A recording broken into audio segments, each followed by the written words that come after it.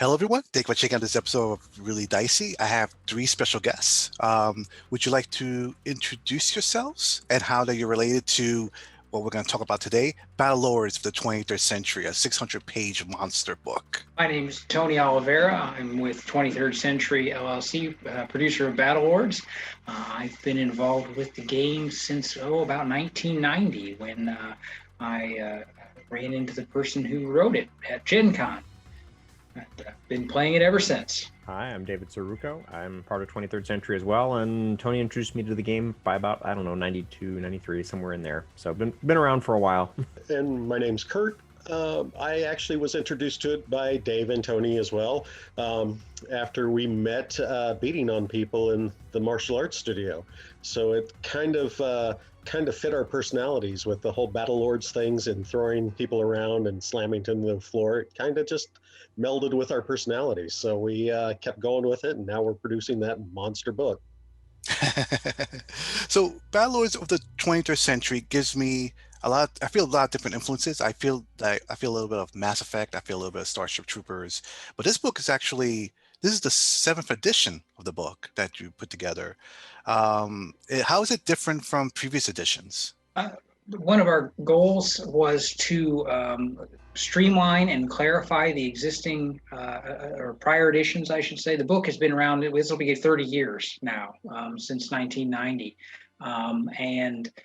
We wanted to get that game system streamlined without changing what made Battlelords, which was the military sci-fi tactical combat aspect of the game. And we wanted to streamline both the combat and the species, because I know when we originally started, when I was playing with Dave and Tony, a single combat session would take an hour, and that was, literally 30 seconds of gameplay. So we tried to do that, tried to make the characters a little bit more sci-fi as opposed to fantasy, so to speak. So that was our goal. And then finally, we wanted to really provide something. The reason why it's 600 pages, other than we are kind of long-winded sometimes, is that we wanted to make sure that, metaphorically speaking, you go from first level to 20th level for people who are used to D&D kind of a mindset. You had the full gamut versus more of the original, not AD&D, the original basic D&D, where you only had like the first 5 levels and you had kind of a limited set of play. The previous editions tended to focus on lower power levels of gameplay and left out some of the cool toys, and we wanted them in there. We also wanted to add in a spaceship system, so we added that with this edition, which is brand new, so that way people can really have a lot of options around gameplay.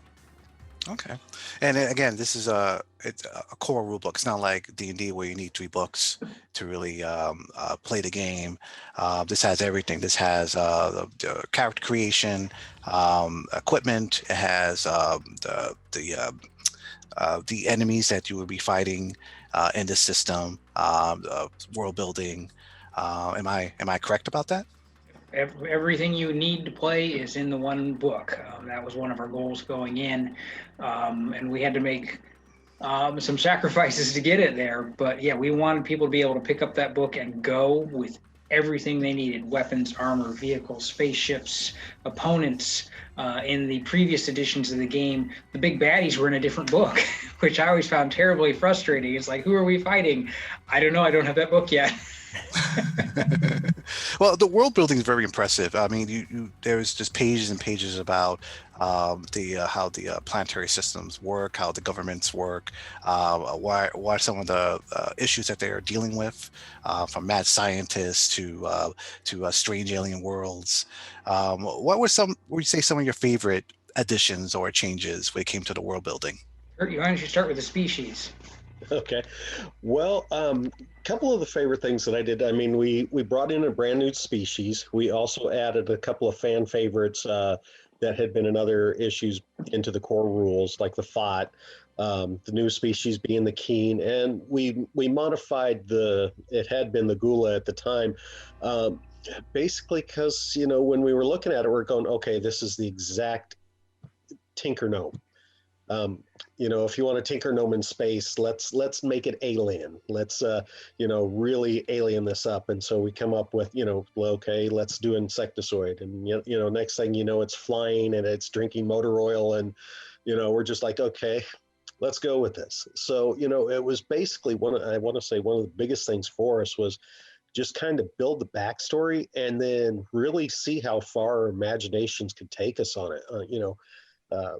Like the king, they've got a symbiotic slime base on their skin that as they excrete it, it kind of does what they want it to do, covers different things, covers their armor, covers their weapons, and it allows them to blend into the background with the chameleon like abilities so much that they're almost impossible to see in nature. So things like that really kind of took it out there. So we kind of really wanted to push what a player race could be.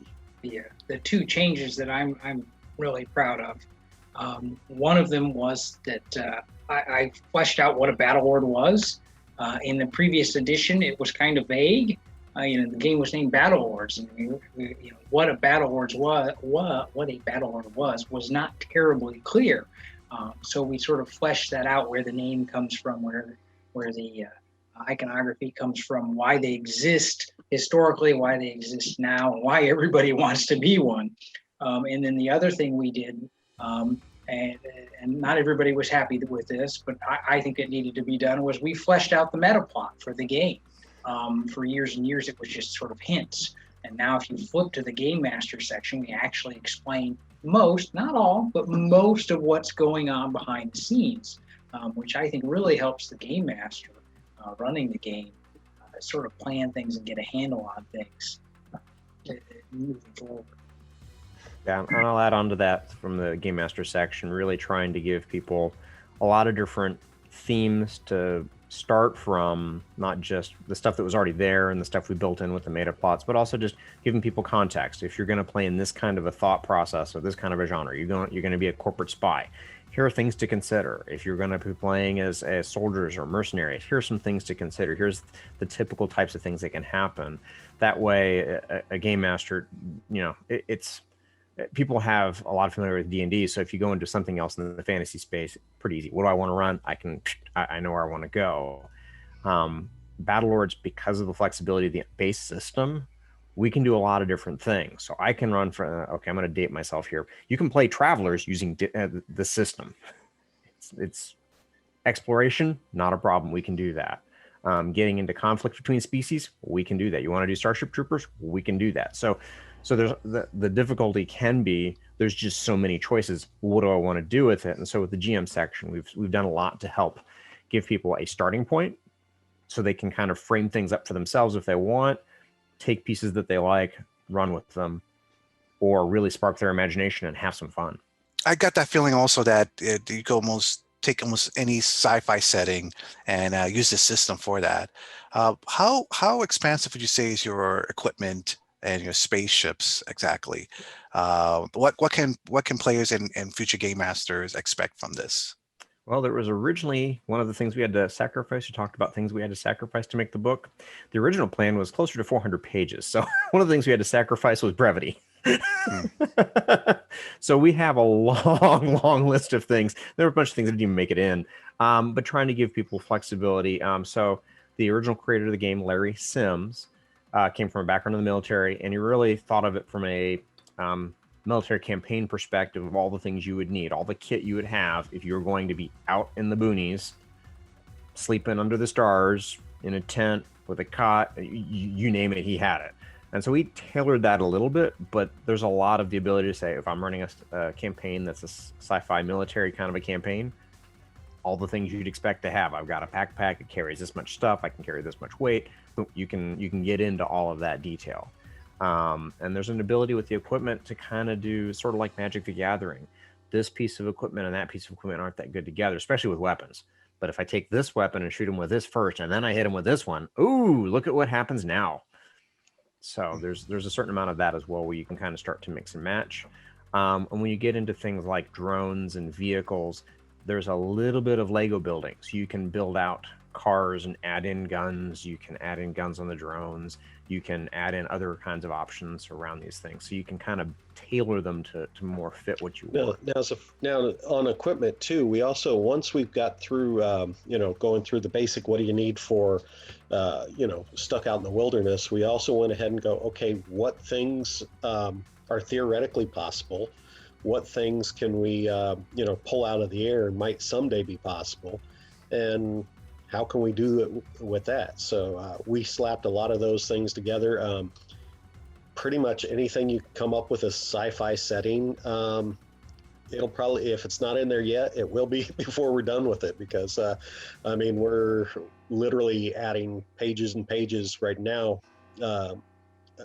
getting ready for the next one, going through this, and a lot of it made it into the original, but as with life, there's always more. So the real challenge with the game, I think, was, in terms of scope, I think we cover a lot. You can go from a grunt in body armor and bargain basement helmet with an archaic powder weapon, to heavy armor and lasers, to mechanized battle armor and omega and pulse weapons, all the way up to you're running around in ultra armor, which is essentially, walking tanks, and you've got your own private battle cruiser. The real trick for us was, and this goes all the way back to the first edition Battlelords, is keeping the focus on the player. It always comes back to that grunt in the trenches mentality. You may have all this kit, all this gear, but you're still the one aiming the gun, pulling the trigger. We didn't want to get into a system where all the computers are doing the shooting for you. And there's a reason for that that's sort of built into the game backstory, which is, a lot of your opponents are these hyper intelligent swarms of artificially intelligent nanites. And if you've got anything computer controlled, it's now essentially could be used against you. So the military has really gone the low tech route with the technology they have. You still have a grunt aiming that multi-million-dollar gun at the target. And that's one of the things that I think is unique to Battlelords, and we kept that even with the spaceship combat system. You were still running around on the ship. I got to patch this. I got to aim that. We're being boarded. I got to go fight that guy. That way, we keep the focus on the player, on the character. What are some of your favorite antagonists in the game, and why? My favorite, there's two of them, and it's when we were designing the arachnid hordes, there's sort of this mismatched hordes of genetically engineered species, and they function as essentially an army, and each species has its own role in the army. So my favorite was sort of creating these support roles. Okay, the warriors are easy; these guys fight and these guys fly. But my two favorites were the Maelstrom General, who are basically like tanks, and the Demonauts, who are basically like transports. But they work together. So the Maelstrom General is called a Maelstrom General because it's surrounded by this maelstrom of disintegration energy, and any material object that gets near it just goes poof and it's gone. But they're vulnerable to energy weapons and things of that nature. So they work in tandem with the Demonauts, or sort of these giant sort of insect squid-looking monsters, who are in charge of teleporting the troops forward onto the battlefield. They work like transports. They'll open a portal and they shuffle all the troops in, and they also protect the troops by enshrouding them in this fog that they exude. But when they're not moving the troops, they use these portals to protect the Demonauts from energy fire. So they'll open them up in front of the Demonauts. So if anybody's aiming energy weapons at them, they go into the portal rather than hitting the Demonauts. And the Demonauts protect them from physical weaponry, kinetic weaponry, ballistic weaponry, things like that. So the way they work in tandem. You mean the Maelstrom Generals? Maelstrom Generals, yes. Protect the Demonauts. So I love the way, and if you get a game master who's really good at working with that, they can just create some serious chaos for the players. But those were my two favorites.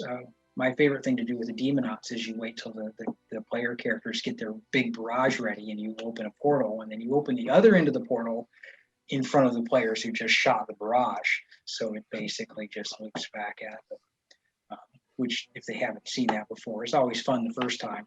Well, I'd say mine are just in general the halls. I mean, we have been quite creative with some of the different halls we've come up with so far on, and the nanite swarms are just unbelievably destructive. HALS is an acronym we use, by the way, for hostile alien life forms, HALS, just so Yes. you can clarify. Yes. So anything that's not alliance or that we kind of consider in those halls. So just all the arachnids, they come across really well. The Atlanteans are the other main ones in there, but honestly, sometimes the best enemy is your compatriots. Like in one of the ones coming up in Charlie Foxtrot, you go the whole mission, you're fighting next to somebody, and all of a sudden, he's trying to kill you. It's the surprise factor because somebody paid him more than your boss. So those kind of things, pirates, all that kind of stuff. Realizing that sometimes your biggest and best enemy is just people is enough to make you kind of go, okay, how are these guys hiding in? How am I going to find them? We've kind of covered all the hostile aliens with both of them, so I don't know if I have a lot to add, but there's always a different angle. So I guess that's what I would encourage people who are interested in the game. Look at what they can do. Think about how you can have some fun with it and twist it and surprise people, and that's kind of more the fun from some of these game things that we've got in the Charlie Foxtrot scenarios. We've got some situations where it's really just boom, out of left field, you're dealing with something. So there's some thriller elements of, they're out there chasing you. You've got some Starship Troopers. There's this last stand hordes coming in, closing in on you kind of moments. You got the sort of a video game-ish big boss battle kind of a scenario. So there's lots of different ways of highlighting the different species that can come in and attack and how they play out. Even the non-alien or non-hostile alien life form type species of the other ones that could be a playable character. Okay. There's always a spin. So what's next? Are you working on a source book? I've heard Twitter rumblings of a new book that you may be working on.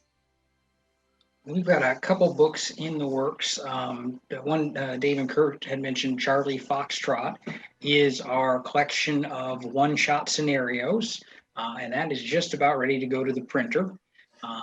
It also includes 3 short fiction pieces, which sort of flesh out the Battlelords universe, in addition to sort of setting the tone for the scenario that follows those short fiction pieces.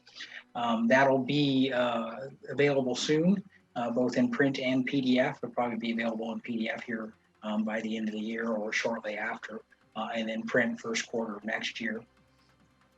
We are starting page layout on Fully Armored, which is our gear book.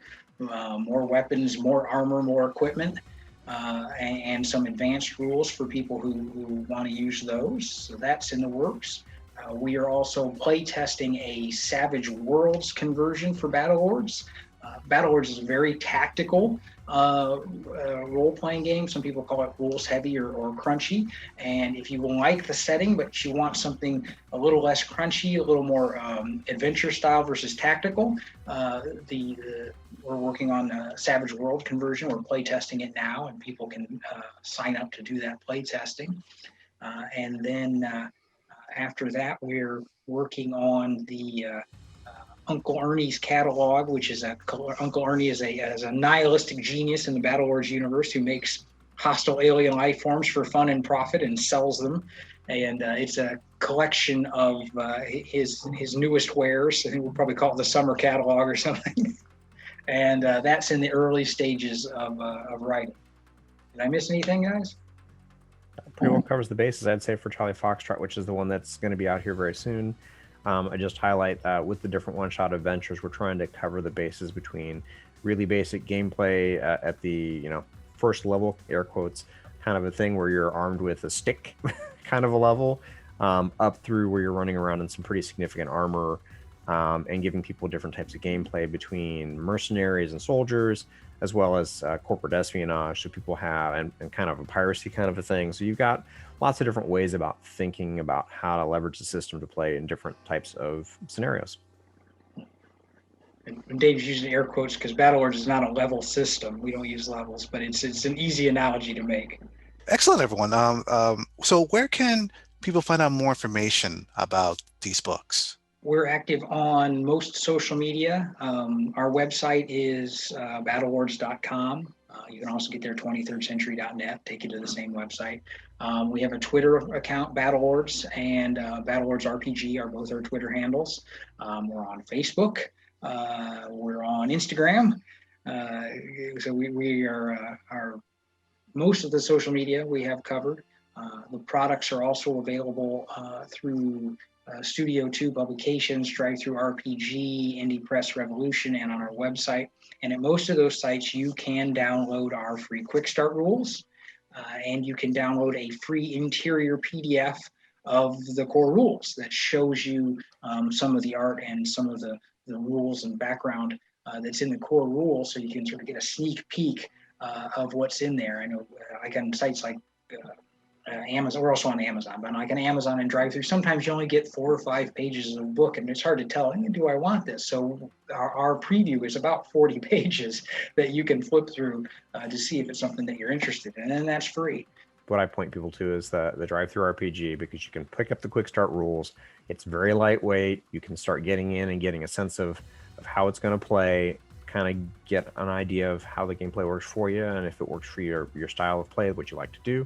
And you can see the artwork, so you really get a sense of, if I buy the 600-page, 5 to 10 pound book you could club somebody down with, what am I getting besides a club? You can start to see, here's the really cool artwork. There's a lot of amazing artwork, and we put a lot of it out there you can get for free to see what we can do, and see the quality of the production of the book. It's not just paper. There's a lot of production value behind it, and so it's nice to have that. And it gives you some things to think about, because in that artwork you start to see things that give you ideas for, well, what's that in the background there? I could turn that into a scenario. So it gives you some ideas from a gameplay perspective. So I believe you mentioned, Emmanuel, as well as Tony mentioned, but I don't think you come out and said it. We are on Twitter as well. So. Yep. And I don't know if we mentioned Discord, but we have Yes. a Discord group. Discord channel as well. Reasonably active. All right, excellent. Thank you, gentlemen, for taking the time to talk about this great book. I can't wait to play it, especially after COVID's over. So I got a really good group and do a nice epic campaign. That's why I'm really excited about the book. It's you could do some really long epic campaigns with this. I mean, it's so much political intrigue involved in this that you could at least years of fun. But yes, thank you all for watching. And our viewers out there, stay safe and be careful. Have a good day.